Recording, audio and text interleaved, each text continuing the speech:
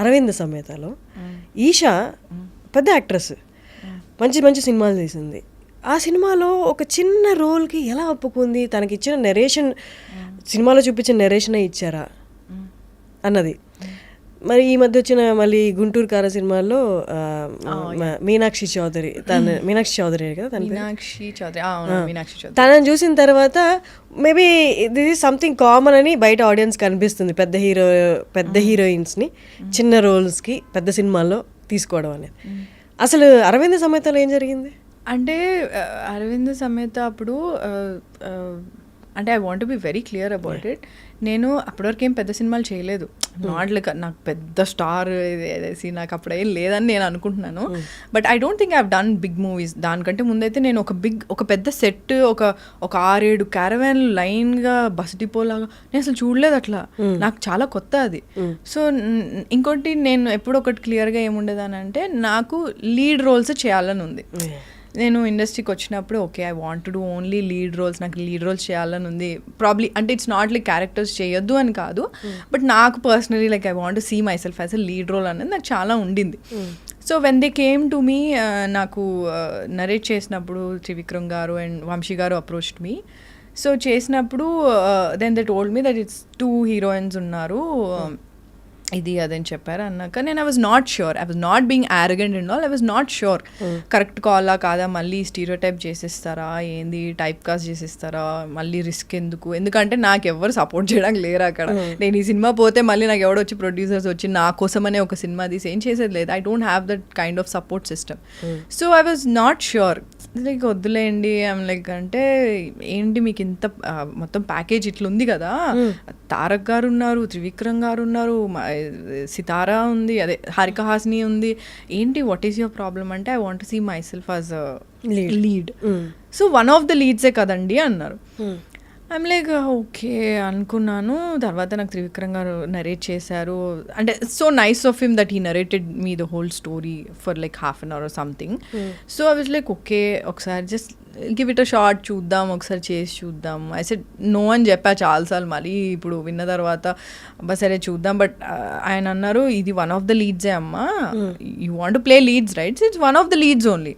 So what is your problem అంటే somewhere I was hesitant, like ఎక్కడో కొడుతుంది అన్నట్టే ఉండింది. But still I was like okay fine ఒకసారి చూద్దాము ఇది అని చెప్పి ఐ సెడ్ ఓకే సార్ అని చెప్పా. ఓకే సార్ అని చెప్పిన తర్వాత ది వాజ్ లైక్ షూట్ అయ్యింది. The was one actually they was a song shoot also that didn't happen. దాని తర్వాత అంటే it was nice and the whole atmosphere was nice and Tarak's energy was amazing, Trivikram gaరి direction, everything, and they were so organized. And నేను ఆ సినిమాలో bike కూడా నేర్చుకున్నా, Harley Davidson bike కూడా నేర్చుకున్నా. సో అంటే దిర్ was so many good memories I have.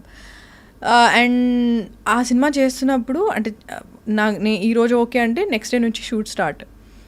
So shoot లొకేషన్కి వెళ్ళాను. లొకేషన్ వెళ్ళే లోపల నాకు అప్పటికి న్యూస్ బయటకి ఎట్లనో వచ్చింది.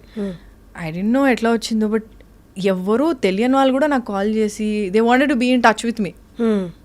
I don't understand, like okay ఇప్పుడు ఈ సినిమా అవుతుంది కాబట్టి ఇంత హవానా అని చెప్పి అనుకున్నాను. బట్ నీకు ఒక ఫియర్ కూడా వస్తుంది, వాట్ ఇఫ్ ఇది ప్రాపర్ రోల్ కాకపోతే, వీళ్ళే అందరూ నాకు తర్వాత తిడతారు, వీళ్ళే అందరూ నన్ను పక్కకు పెట్టేస్తారు కదా అని నాకు అంటే ఒక ఫియర్ కూడా చాలా ఉండింది. సో వాట్ ఎవర్ దే అంటే ఒక సాంగ్ అనుకున్నారు, అది అవ్వలేదు. సో ఓకే ఫైన్, నాకు అప్పటివరకు పెద్ద సినిమాలు ఏం పెద్ద ఐడియా లేదు ఎట్లా how it will run and all.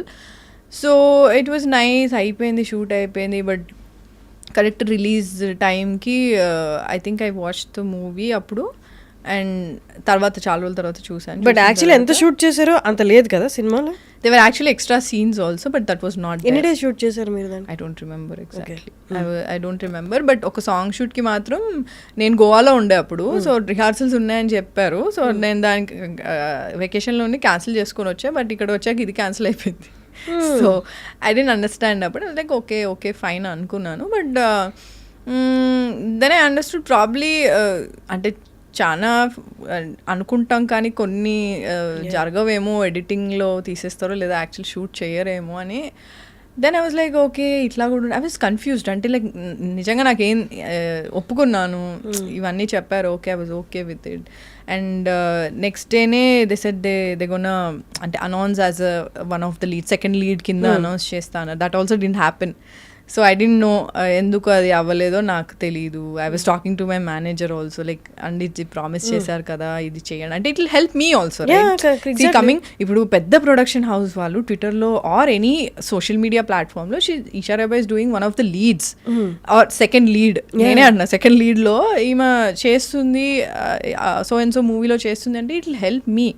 Promise చేసిందే కదా. Yeah it will help me also. అంటే ప్రామిస్లు చాలా చేస్తారు కానీ అది ఇంప్లిమెంట్ అయ్యేది, ఎగ్జిక్యూట్ అయ్యేది చాలా కష్టం ఇండస్ట్రీలో. చాలా మంది చాలా ప్రామిస్లు చేస్తారు. So when you say something, when you say that I'm gonna do this the very next day అన్నప్పుడు it's not happening. I was like I didn't understand.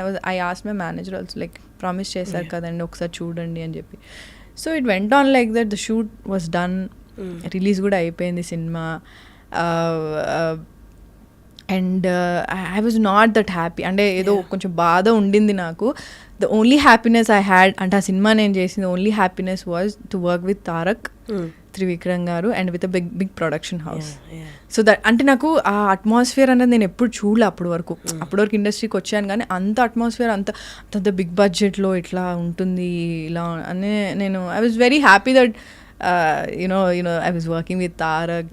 ఎందుకంటే నేను అప్పటి వరకు సీన్ ఇన్ థియేటర్స్లోనే కదా చూసిన, సినిమాలో చూసింది. So I felt very nice. Is a brilliant actor.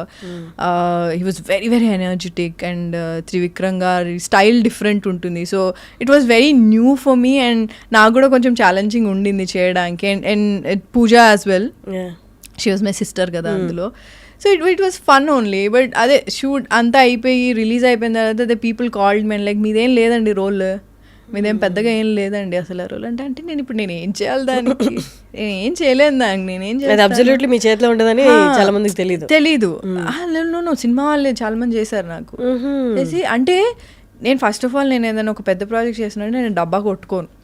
నాకు చాలా భయం ఉంటుంది నెగిటివ్ ఎనర్జీస్ వల్ల ఏమైనా అవుతుందేమో నాకు చాలా ఫియర్ ఉండేది.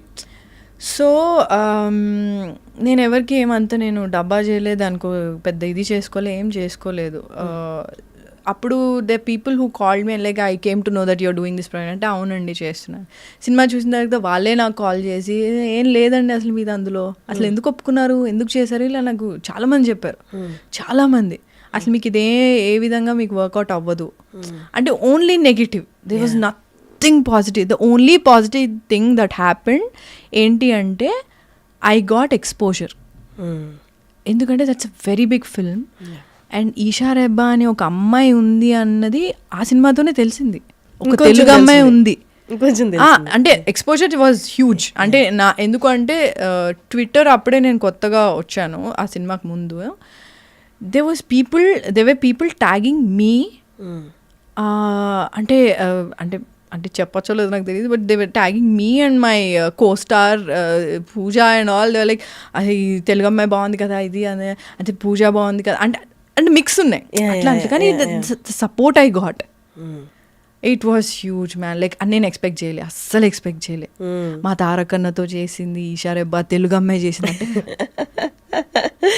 అంటే నాకు ఇప్పటికీ నేను మొన్న రాజమండ్రిలో షూట్ అయిపోయి రిటర్న్ వస్తుంటే there was this guy who wanted to take a selfie with me. He was like selfie తీసుకోవచ్చా మేడం అని. నేను షూర్ మీరు అరవింద్ సమేతో చాలా బాగా చేశారంటే ఎంతసేపు ఉన్నా నేను అందులో చాలా తక్కువ సేపు ఉన్నా but still people remember me and that's a huge thing. అంటే అవన్నీ నెగిటివ్ అన్నీ పక్కన పెట్టేస్తే what ever happened with that అవన్నీ నేను పక్కన పెట్టేస్తే జనాలు అంటే ఎప్పుడు చేస్తారు మళ్ళీ మా తారకన్నతో ఏమనుకుంటున్నారు, మొన్న ఆస్కర్ వచ్చింది కదా మీరే అనుకుంటే అంటే వాళ్ళు the love they gave me the support. అంటే ఆ రోజు కూడా రిలీజ్ అయినప్పుడు దాని తర్వాత కూడా అంటే బేసికలీ తెలుగు అమ్మాయి మన అమ్మాయి అని నన్ను అంటే దగ్గర తీసుకొని చాలా సపోర్ట్ చేశారు.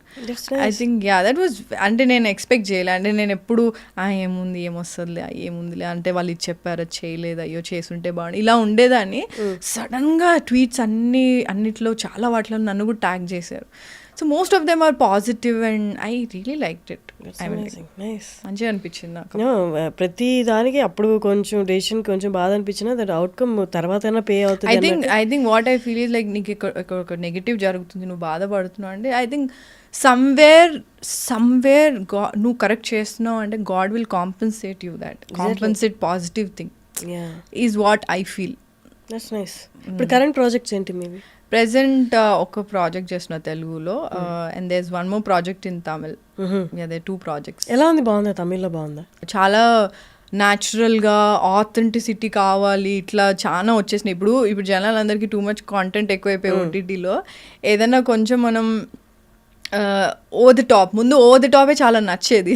ఇప్పుడు అలా చూపిస్తే ఇది మొన్నే ఏదో వేరే సినిమా చూసాము, ఏదో వేరే లాంగ్వేజ్ అంటే ఇప్పుడు this two much content over they. Like నీకు అన్ని లాంగ్వేజెస్లో సినిమాలు ఉన్నాయి, నీకు తెలుగులో డబ్ చేసిన సినిమాలు ఉన్నాయి అన్ని. సో నీకు జాపనీస్, మలయాళం ఉన్నాయి, అన్ని స్పానిష్ ఉంది, ఫ్రెంచ్ ఉంది, అన్ని సినిమాలు ఉన్నాయి నీకు, అన్ని లాంగ్వేజెస్లోనూ ఉన్నాయి. సో నువ్వు సబ్ టైటిల్స్లో చూసేయచ్చు, డబ్ చేస్తే తెలుగులో చూసేయచ్చు. So it's very convenient and thus too much outside. ఓటీటీలో అయితే thus too much content. So the more real the films are, I think people are wanting to watch right now. And inkoti enti ante probably pedda stars vachinappudu Rajinikanth sir kaani Chiranjeevi sir kaani vallandaru vachinappudu ante they want to see వాళ్ళని చూసినప్పుడు మాత్రం అబ్బా మన star మనం ఇట్లా high లెవెల్లో చూడాలి, లేదా ఫుల్ బిల్డప్ షార్ట్స్ అట్లా.